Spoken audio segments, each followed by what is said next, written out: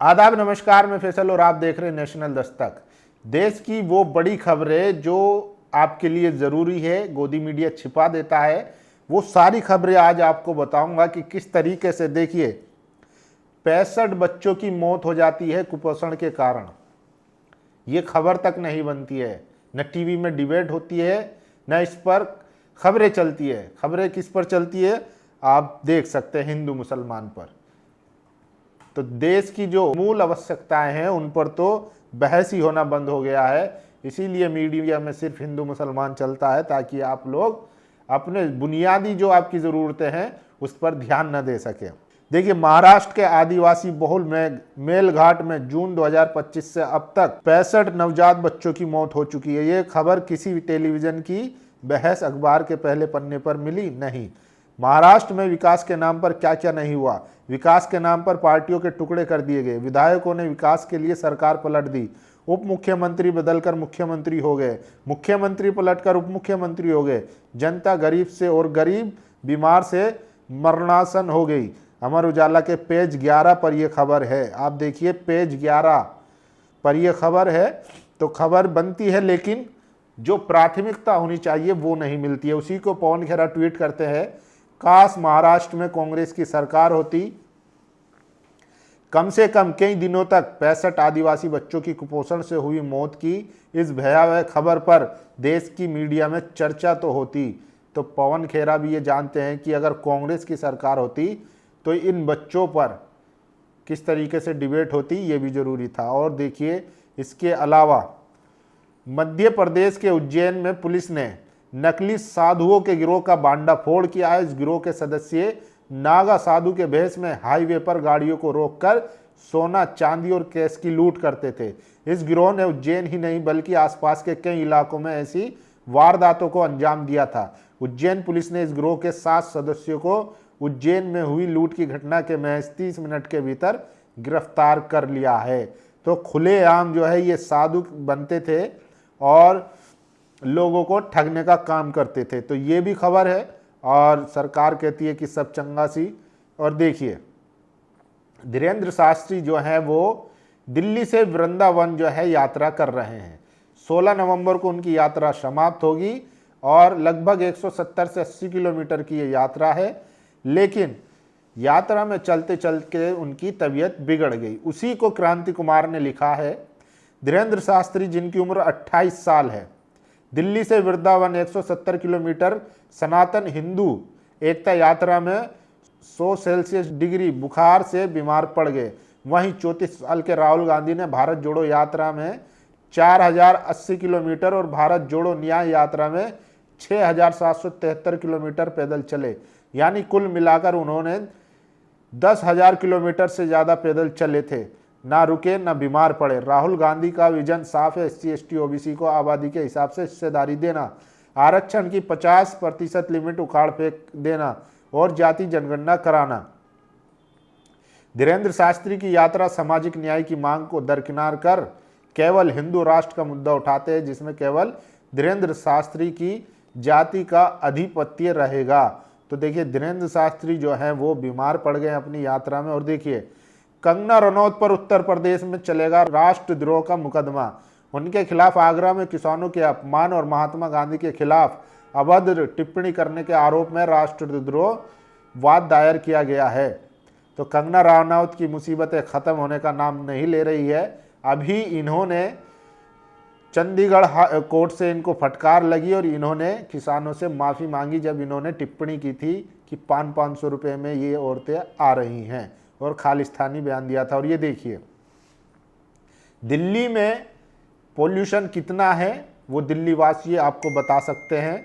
Doctor समा मोहम्मद हैं, उन्होंने नरेंद्र मोदी को ट्वीट किया और AQI 700+ है, इसके लिए सवाल उठाया। तो देखिए, विक्रम प्रताप लिखते हैं, आप इस्लामाबाद परमानेंटली जो है शिफ्ट हो जाइए, यहाँ लेने का और मौसम ख़राब होने का रिस्क मत लीजिए।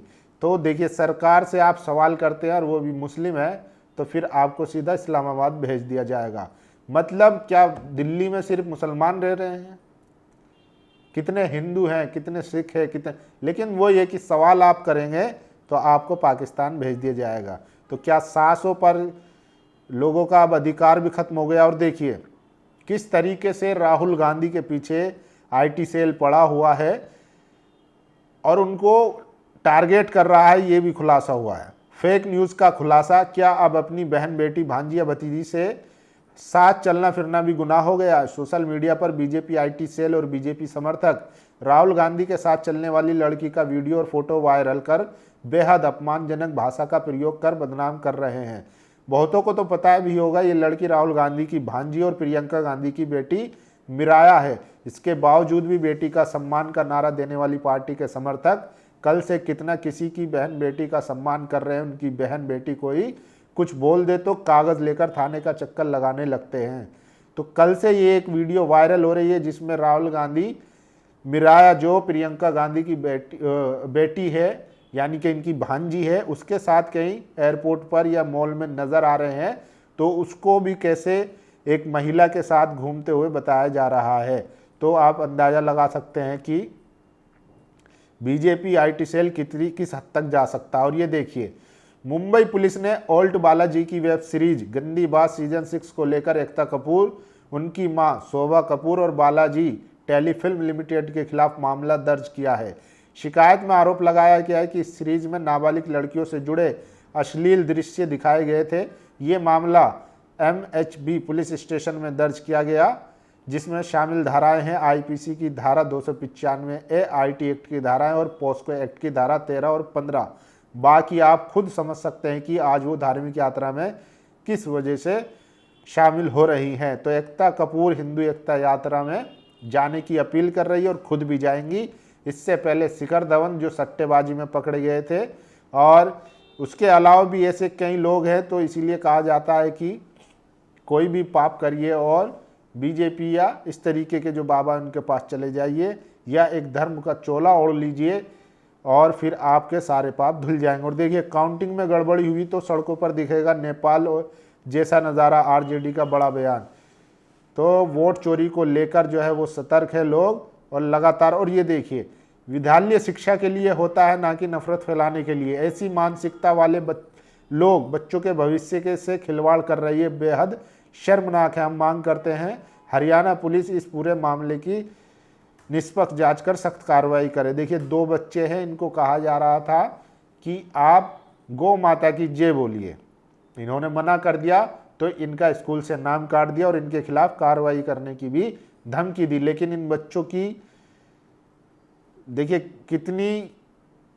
कितनी सुलझे हुए और कितनी मैच्योरिटी लेवल है। इन्होंने क्या किया, इन्होंने जाकर शिकायत की और बड़े ही संवैधानिक तरीके से अब ये उस विद्यालय और अध्यापक के खिलाफ केस इन्होंने दर्ज कर दिया है। तो ये सबसे बड़ी खबर है। और जिस तरीके से लगातार, और ये देखिए अंजना ओम कश्यप ने धर्मेंद्र जी के खिलाफ जो है वो झूठी खबर चला दी कि उनकी मृत्यु हो गई। और 1-2 मिनट की नहीं या कोई फ्लैश नहीं चला था, पूरा 1-1.5 घंटे का एपिसोड ही कर डाला। अब जो है उनका परिवार एकदम गुस्से में है।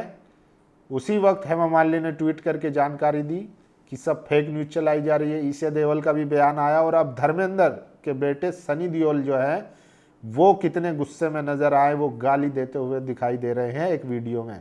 आप सोचिए कि मीडिया का स्तर क्या हो गया, अब इनको गालियां दी जा रही है। वहीं दूसरी तरफ अंजना ओम कश्यप की अब फोटो लगाकर उनको श्रद्धांजलि दी जा रही है। तो आप सोचिए आप पे क्या बीतेगी। ये लोग जो है स्टूडियो में बैठकर सिर्फ खबरें चलाते हैं, ना वेरीफाई करते हैं, जबकि इनके पास संसाधनों की कमी नहीं है। हर जिले में, हर राज्य में इनके रिपोर्टर हैं, उसके बावजूद भी ये वेरीफाई नहीं करते। सोचिए हम जैसे जो लोग हैं जो लिमिटेड संसाधनों में काम करते हैं, फिर भी कोशिश होती है कि जो सच्ची खबर है उसको जांच पड़ताल करके ही दिखाया जाए, हवा हवा में कुछ काम ना किया जाए। देखिए अंजना जी, सन्नी भाई जो कह रहे हैं बहुत शर्मनाक है। चूंकि आपने फर्जी खबर दिखाई थी तो ये गाली आपको भी पड़ेगी।